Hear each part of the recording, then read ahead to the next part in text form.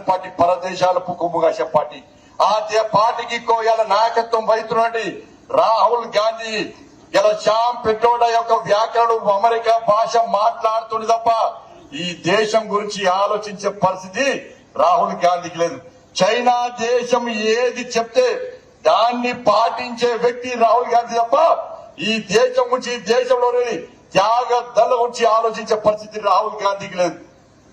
ఇవాళ వాళ్ళు చేస్తే తప్పు కాదు కానీ ఇలా భారతీయ జనతా పార్టీ చేస్తే మాత్రం తప్పు. ఇలా వక్ఫ్ బోర్డు సంబంధించి చట్టాన్ని ఆ రోజే నెహ్రూ హయాంలో చేస్తే తప్పు లేదు, డాక్టర్ మన్మోహన్ సింగ్ హయాంలో చేస్తే తప్పు లేదు, పివి నరసింహరావు హయాంలో చేస్తే తప్పు లేదు.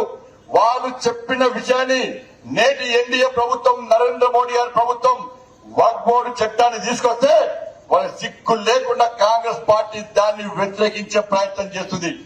ఇలా నెహ్రూ గారు గాని మన్మోహన్ సింగ్ గాని పివి నరసింహరావు ఏదో చేయకుండా వదిలిపెట్టిండో, ఏదైతే చెయ్యాలని అనుకున్న చాతగాక వదిలిపెట్టిండో దాన్ని నరేంద్ర మోడీ గారి ప్రభుత్వం తీసుకొచ్చే ప్రయత్నం చేస్తే ఇలా కాంగ్రెస్ పార్టీ మతం పేరుతోని దాన్ని అడ్డుకునే ప్రయత్నం చేస్తున్నది.